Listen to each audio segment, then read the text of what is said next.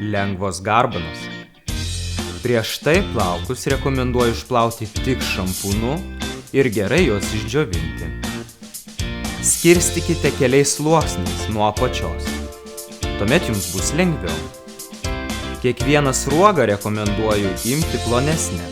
Tuomet banga bus tvirtesnė ir dailesnė. Neskubėkite plaukus lysti ties imtuvu.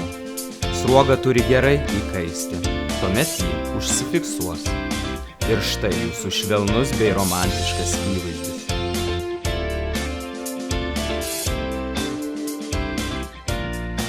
Pynės. Tai 2017 metų ryškiausia tendencija. Imkite 2 sruogas ir pinkite kuo arčiau galvos odos, neatitraukdami, ir prijunkite plonesnėmis sruogelėmis. Tuomet, kas atrodys daug turtingesnė. Skyrimas gali būti bet kurioje vietoje. O jeigu atsirado netvarkingų plaukelių, viską galima užfiksuoti laku. Ir štai jūsų ryškus bei žaismingas pasikeitimas. Kuodas. Rekomenduoju prie šaknų pavelti ir suteikti plaukams formą.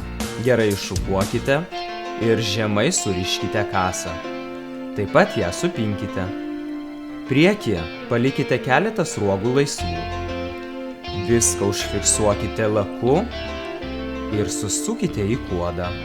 Jį užfiksuokite smeigtukais ir štai jūsų subtilus ir stilingas žiemos įvaizdis.